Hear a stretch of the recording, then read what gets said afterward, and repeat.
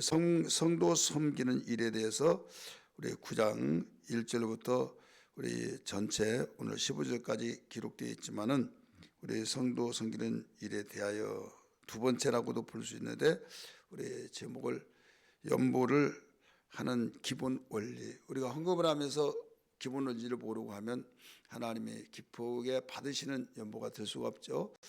우리가 헌금하다가 지금 8장 9장에서 연보 하다 보니 연보는 뭐고 헌금은 뭔가 이렇게 생각하는 사람들이 있을 줄 알아요. 그런데 여기에서 이 연보란 말은 그 한문의 뜻을 통해서 그 버릴 연 도울 보 해가지고 연보 이렇게 합니다. 버릴 연 도울 보. 타인을 도와주되 버리는 마음으로 그 주는 돈을 연보라 이렇게 말해요. 다시 말해서 기대하거나 내가 이렇게 줬으니 저 사람 이렇게 하겠지, 또 이자 붙여서 이렇게 저렇게 하겠지, 그런 걸 내가 도와주는데 완전히 모르면 인간도 아니지 막 하면서 도와주는데 어떤 사람이 뭐 고맙다고 감사하다고 너무 고맙다고 말 한마디 하려면 섭섭해가지고 이제 또 이런저런 말을 자기의 감정 표시를 나타내는 사람이 없지 않아 또 있어요. 그러니까 여기에서 연보란 말은 버릴 연 도울 보 하니까 내가 누구한테 바라고 누구한테 이런 좋은 말을 듣기 위해서 하지 말라 이거죠. 이제 내가 그런 것을 바라지 말고 순수하게 도와주는 마음으로 하라. 지금은 그런 용어들이 없지만은 의연금 많이 들었죠. 그게 뭐냐면 옳은 일이 하는데 모든 마음을 버리고 서로 십시일반을 도와주자. 사회에서 어떤 말할 때 의연금 이런 말을 했어요. 근데 헌금이란 건 뭐냐? 헌금하고 연보는 똑같이 사용되는데 한문의 뜻을 강조해 가지고 연보 또 하나님께 이제 드려지는 이때는 헌금 이렇게 해서 구태여 막 강조한 사람이 있어요.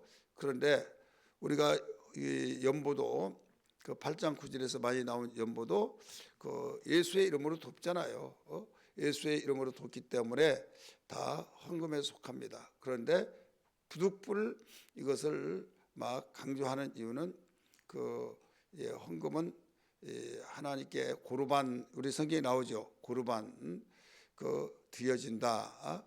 그렇기 때문에 하나님께 드려질 때는 헌금이다. 막 이렇게 말하신 분들도 있다 이거죠.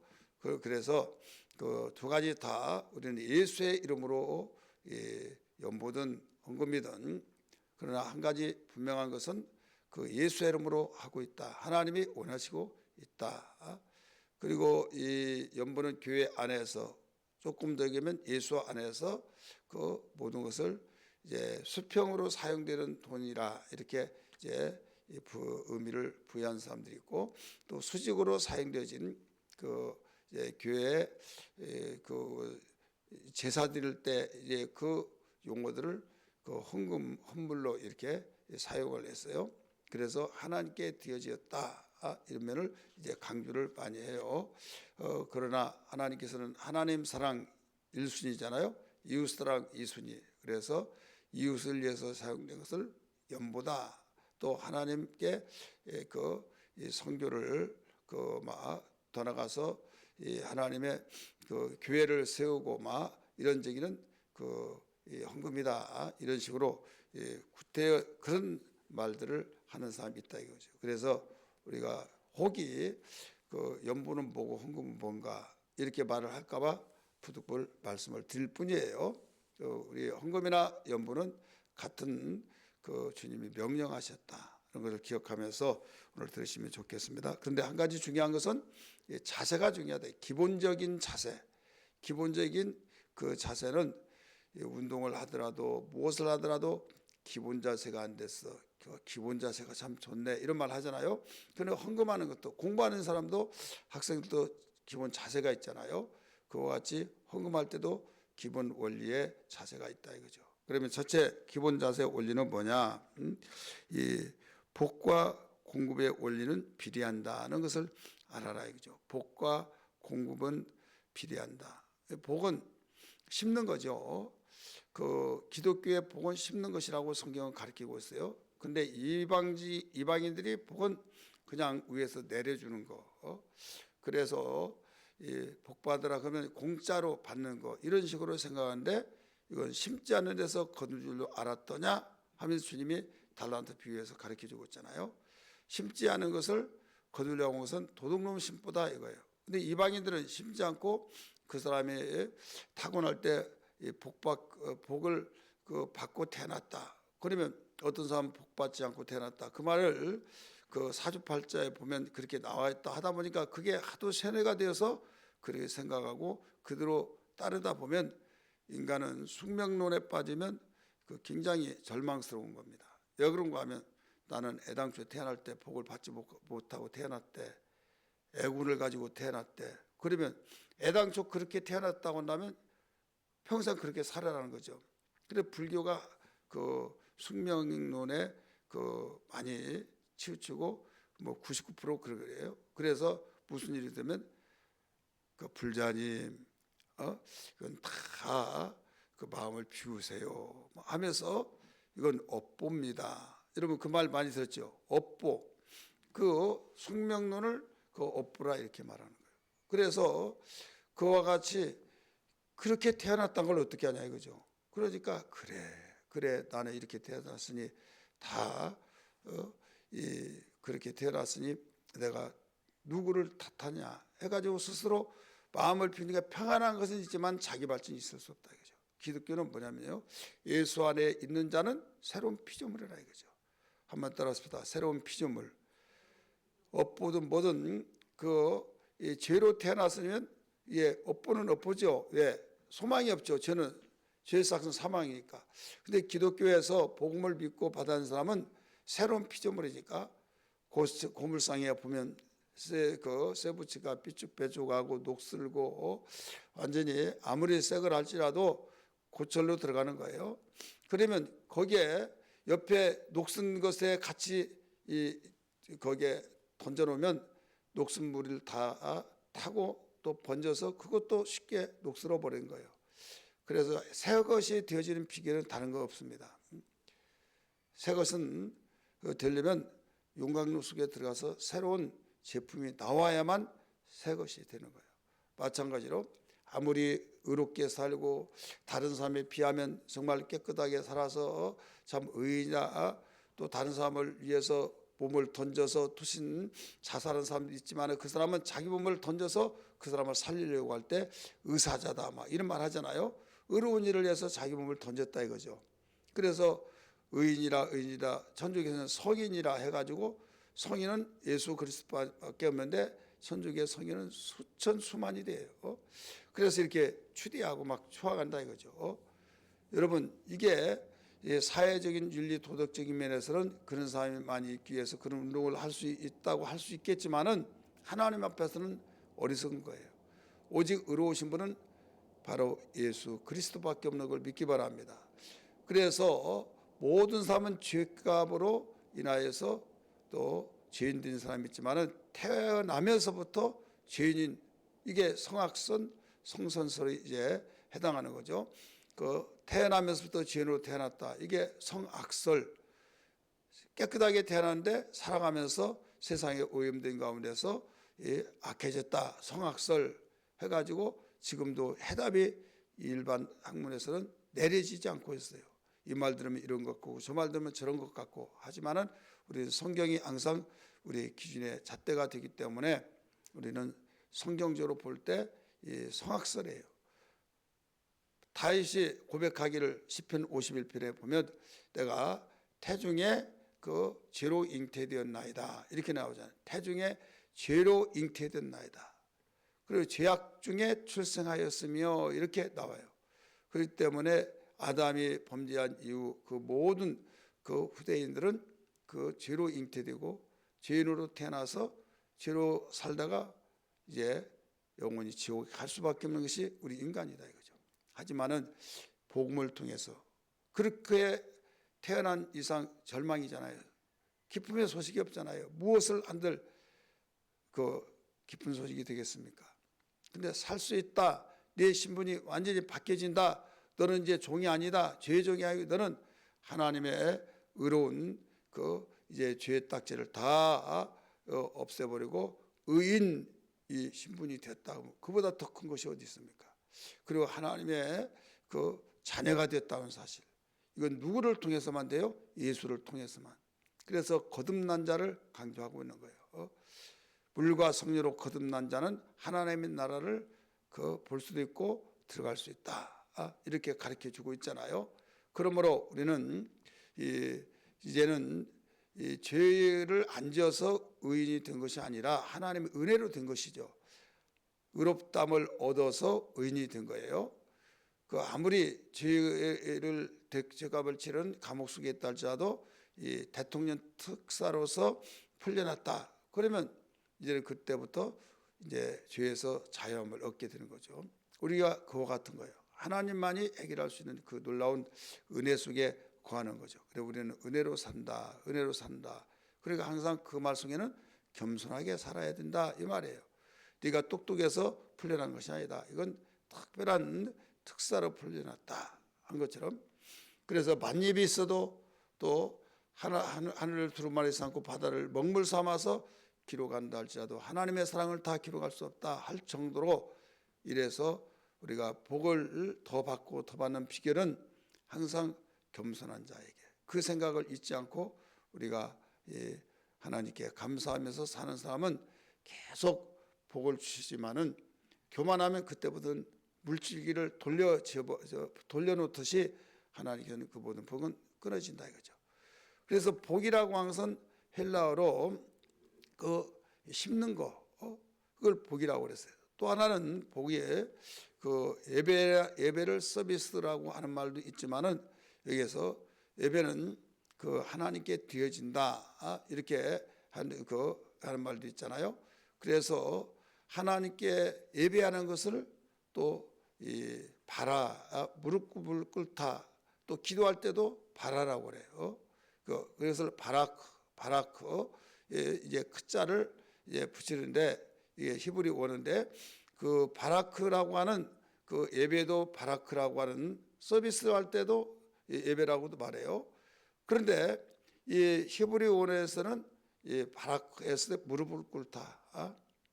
그리고 또 기도할 때도 예배드릴 때도 똑같은 단어를 써요. 그래서 기도하는 그 사람은 하나님께 겸손하지 않고는 무릎을 꿇을 수가 없잖아요. 기도는 누가 해요? 겸손한 자만이 하는 거예요. 하나님 나는 죄인입니다. 하나님 없이는 살 수 없습니다. 나를 도와주세요. 다 겸손을 통해서 이루어지잖아요. 예배하는 자도 겸손한 자만이 예배드릴 수 있어요. 이것을 복이라 이렇게 말한 거예요. 이 복을 신약에서 심는 것이다 이거죠. 심는 거. 오늘 여기 가운데서도 6절에 그렇게 나오잖아요. 뭐라고 나와요? 적게 심는 자는 적게 거두고 많이 심는 자는 많이 거둔단 말이 많도다 나오죠. 우리가 앞에 부분에서 볼 때는 일이라고 나오는데 헬복 이렇게 나오죠. 헬복 이렇게 나와요.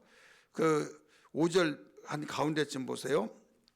약속한 연보를 나오죠. 연보 자체가 복이라고 그랬어요. 얘 복이에요. 심기 때문에 복인 거예요. 그래서 똑같이 이게 3번이 이제 보세요. 6절에 가로 한쪽 가로 3이라고 써놨죠. 거기 밑에 줄을 달아놓기를 헬 해놓고 콤마 찍은 것은 헬라어 원어의 복으로 이렇게 나오죠. 복으로. 근데 또 그 뒤에 많이 심는 자는 많이 거둔다. 이 나온 내용도 3이라고 나오죠. 이게 헬라어 복으로 이 말이에요. 그래서 우리가 연보를 하는 기본 원리가 뭐냐면 이 복과 공급의 원리는 비례한다. 이걸 반드시 알아라 이거죠. 어떤 이방인들처럼 내가 심지도 않았는데 다시 다른 표현으로 말한다면 착한 일도 하지 않았는데 복받을 짓을 하지 않았는데 복을 받는다. 이것은 성경적이 아니다 이거죠. 힘을 때 거둔다. 근데 비례한다 이거죠. 조금 심으면 조금 거두고 많이 심으면 많이 거둔다 이겁니다. 그렇기 때문에 이 많이 심었을 때 기뻐하는 사람이 있고, 오늘 재수가 없으려니까 돈 내라고 해서 돈을 냈더니 적은 돈이 없어가지고 엄격히 내려가지고 큰 돈인데 잠을 못 자겠다고 그러지 말아라 이거죠. 한마디로 나에게 많이 심었다. 그러면서 많이 심어서 그 식값이 많이 들어가지만은 많이 거둔 거잖아요. 왜 사람들이 투자할 때 35% 수확을 거뒀다. 그러면 10원에 35% 해봤자 얼마나 되겠습니까? 그럼 10,000원에 35%면 10원에 30% 비교가 안 되잖아요. 그러면 이 1,000만 원을 투자해서 30% 아니면 1억 원 해가지고 30%는 똑같은데 얼마만큼 많이 투자를 했느냐에 따라서 달라진 것처럼 우리는 많이 심는 자는 많이 거두고 조금 심는 자는 적게 거둔단 말이 옳다. 누구든지 다 인정하잖아요. 그 원리를 너희들은 잊어버리지 말아라 이거예요. 우리 성경 다시 봅니다. 6절 말씀 시작. 이것이 곧 적게 심는 자는 적게 거두고 많이 심는 자는 많이 거둔다 하는 말이로다. 이제 두 번째는 어떤 기본 자세를 가지고 있어야 되는가 하면 인색함으로나 억지로 하지 말아라 이거예요. 7절 각각 그 마음에 정한 대로 할 것이요 인색함으로나 억지로 하지 말지니. 세 번째는 하나님은 즐기는 자를 사랑하시니라. 자, 예수의 이름으로 우리가 헌금을 하잖아요. 예수의 이름으로 하는데 하나님 때문에 하는 거예요. 하나님의 명령으로. 그러면 하나님의 이름으로 하는데 내가 억지로 했다.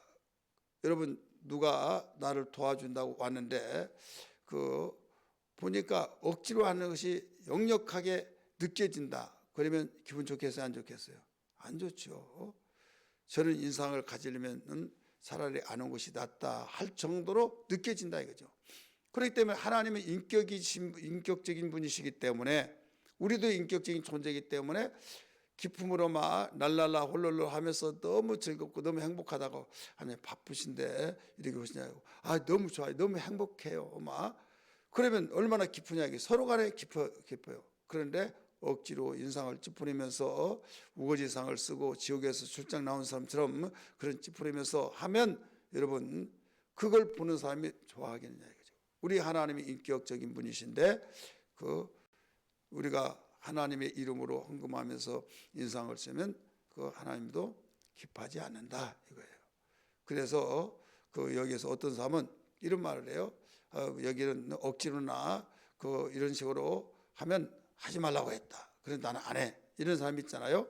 왜? 이 말씀을 기준해서 이제 강조하는 거예요. 마침 잘 다 인색함으로나 억지로 하지 말지니 하니까 여러분 구태여 우리는 여기 구호할 때 수평으로 도울 때 그때는 억지로 하지 않고 자발적으로 하자. 이제 대부분 이제 그렇게 해서 주님의 이름으로 그래 돕는 것이 복이야 하고 한 사람이 있지만은 그 사람 나는 내가 아는 이상은 나는 못해. 이런 사람이 또 없지 않아 있다 이거요. 그때는 안 한 것이 낫다 이거예요. 쉽게 말해서 괜히 해놓고 이런저런 소리를 들으면 그 사람이 들려지면 오히려 상처도 되고 그러기 때문에 이런 이야기죠. 그런데 이 말을 어디에도 적용을 시킨 거 하면 11조 하는 것도 나 억지로 하지 말라고 그랬어. 그러면서 이 말을 적용해 가지고 하는 사람이 있다 이거죠. 이것은 의무다 이거죠. 그래서 이 부분에서 강조하는 사람들이 헌금하고 연보는 다르다. 이제 그래서 이제 강조점을 두는 것 같아요. 그러나 어쨌든 여기에서 강조하는 것은 다른 것이 아니다. 기본 원리다. 기본 자세다. 그래서 우리 즐겨내는 자를 하나님은 기뻐하신다. 이왕에 하는 거 즐겁게 하자. 그러면 자기도 좋고 상대도 좋고 분위기도 좋고 이것이 지혜일 줄 믿습니다. 이게 기본적인 자세다 하는 것을 일러주고 있죠. 그래서 이 말씀을 하게 된 이유는 하나님이 얼마든지 할 수도 있잖아요. 그런데 우리에게 은혜 주시기 위한 것이다. 씨도 주시고 또 풍성한 것도 주시고 여러분 심으려고 하는데 씨가 없어요. 그럼 심어요? 못 심어요? 못 심죠. 그러면 농경사에서는 시 통하지만은 이 도시 문명, 도시 문화 생활 속에서 시라는 것이 뭐예요? 내가 무엇을 하려고 할 때 종잣돈 이렇게 많이 듣잖아요. 그게 시예요. 종자는 시란 말이잖아요. 그래 10절 말씀 보세요. 심는 자에게 시와 먹을 양식을 주시는 이가, 심는 자에게는 시와 양식을 주시잖아요. 그래서 그 주시는 이가 너희 심을 것을 주사 풍성하게 하시고 너희 의의 열매를 더하게 하시리니. 그러니까 시와 풍성한 것을 더하게 하신다. 이건 원리예요. 다시 말해서 심었을 때 30배, 60배, 100배를 거두잖아요. 그렇기 때문에 여기에서 그렇게 거두면 씨는 당연히 이 농경사에서 다른 거 먹다가 씨는 안 먹잖아요. 그래서 씨도 주시고 또 의의 열매로 풍성하게 하시고, 그럼 왜 여기에서 그냥 풍성한 열매라고 하지 의의 열매라고 말할까요? 너희들은 이 풍성한 열매는 너희들 이모들로 죄진 데 쓰지 말아라. 의롭게 사용하여라 이 말이에요. 의의 열매는 계속적으로 이어서 천대까지 하나님께서 주신 약속을 하셨어요. 여러분 돈 잃고 사람 잃고 이런 말 있잖아요. 자네가 돈을 달라고 할 때 안 돼. 왜 안 된다고 할까요? 눈에 보기도 아까울 정도 그런 자식이 달라고 하는데 왜 안 주겠습니까? 돈 주면 집을 나가버리고 돈 주면 못된 데 사용하고 돈 주면 완전히 이 엉뚱한 데 사용하니까 이러다가는 사람 버리겠다. 그래서 안 주는 거죠. 하나님이 우리에게도 마찬가지, 우리가 하나님의 자녀라고 한다면 그래서 의의 열매를 풍성하게 준다. 좋은 데 쓰라고 준 것이다. 목적이 있는 거예요. 너 다른 데 쓰지 말고 이런 데 써야 된다. 여기에 쓰는 거야. 이것을 강조하고 주신 것처럼 하나님께서 의의 열매를 더하게 하신다라고 말씀하신 거예요. 11절 다시 봅니다. 너희가 모든 일에 넉넉하여 너그럽게 연보를 함은 그들이 우리로 말미암아 하나님께 감사하게 하는 것이라. 그럴 때 내가 쓰는 돈으로 내가 연보하는 것이 정말 유익하게 사용되어지고 그 사람이 정말 기뻐하고 하나님 감사합니다 할 때 나에게 감사하는 것은 2차적인 거예요. 그들은 예수의 이름을 받았잖아요. 그래서 하나님 감사합니다. 그 모습을 들었을 때 기분 나빠. 내가 준데 하나님께 감사해. 그런 사람은 없죠. 신앙생활하는 사람은 정말 이 모습을 볼 때 하나님께 영광을 돌리잖아요. 그것이 하나님께서는 영광을 받으시고 누구 때문에 하나님께서는 영광을 받았어요? 다 후한 연보를 통해서 기쁨으로 즐겨내는 그 물질로서 그렇게 하나님 영광을 받으셨다 이거죠. 그렇게 하면 받은 사람은 예수의 이름으로 받았고 누가 이렇게 후한 연보를 해서 줬다는 걸 모르는 사람 없잖아요. 그렇지만은 여기에서 모르는 사람도 주면 누가 저기 했다는 걸 알 수가 없죠. 어떤 사람들은 기관이 줬다고 한다면 기회가 있다고 한다면 여러분이 이렇게 보내주셔서 이렇게 사용되고 하면서 또 선교하면 선교 보고를 하고 구제할 때는 구제 보고도 하고 그러잖아요. 이건 나는 헌금을 했지만은 이것이 이렇게 전해졌습니다. 믿어요. 근데 또 어떤 사람은 그러지 못하는 사람이 있다 이거죠. 그래서 보고는 다른 것이 아니라 여기서 전해졌다고 하는 말과 받았다고 하는 사람이 일치가 되면 이렇게 온전하게 쓰여졌구나 이런 측면에서도 어떤 마귀가 틈타지 못하도록 하기 위한 것이다 라고 생각하면 된다 이거죠. 그래서 오늘 기도할 때 하나님 이 헌금은 이와 같이 예수 이름으로 했지만은 많은 사람이 어려울 때 샘을 얻게 되어지고 이 땅에 마귀가 있는 이상 이 땅에 하나님이 모든 이 세상은 영원한 있을 곳이 아니라는 것을 알죠. 감옥에 가둬놨어요. 그러면 거기에는 어떻습니까? 악한 자들이 있기 때문에 절도에 감옥에 있는 가운데서 도둑질에 가요. 감옥에 있는 가운데서도 쌈에서 갇혀 있는데 또 성격 두 명 세 명 있을 때 주어 패고 막 그 감옥 속에 또 감옥이죠. 그게 바로 이 세상이다 이거죠. 누가 있기 때문에 나쁜 녀석이 있기 때문에 그러듯이 바로 도둑질하시고 멸망하시는 마귀가 있는 이상 이렇게 되어진다 이거죠. 그렇기 때문에 우리는 누구의 통치를 받고 살아야 하냐? 하나님의 통치를 받고 살면 하나님의 행복이 있고 그 세속에 물들지 아니하고 분별하면서 우리 복된 일을 계속 해나갈 수 있다. 그래서 복을 받는 사람이 계속 복이 주어지고 복을 받지 못한 사람은 계속 복을 받지 못한 이유는 심지를 않으니까. 그래서 심어야 된다 이거죠. 나는 이렇게 살지만은 우리 자식은 이렇게 살아야 된다 해서 내가 못 배웠다고 해서 아빠는 이렇게 배우는데 너는 왜 무슨 학교야? 이런 사람 없잖아요. 더 많이 가르치려고 한 것처럼 이 원리를 예수 믿어야 된다라고 한다면 반드시 우리는 자녀들을 예수 믿게 하고 남편도 아내도 부모도 예수 믿게 해서 우리 부활절의 의미 1인 1명 우리가 초청해서 복음을 듣게 할 수 있는 근본 부활절도 되어져야 될 줄 믿습니다. 할렐루야. 오늘 말씀 붙들고 하나님 헌금의 기본 원리를 들었습니다.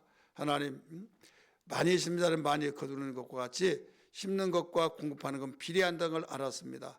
또 하나님 인격적인 분이기 때문에 저희들 억지로 하지 않게 하시고 즐겨 하나님께 드려지는 삶이 되게 하여 주옵소서. 이런 기도 되기를 바랍니다. 기도하겠습니다.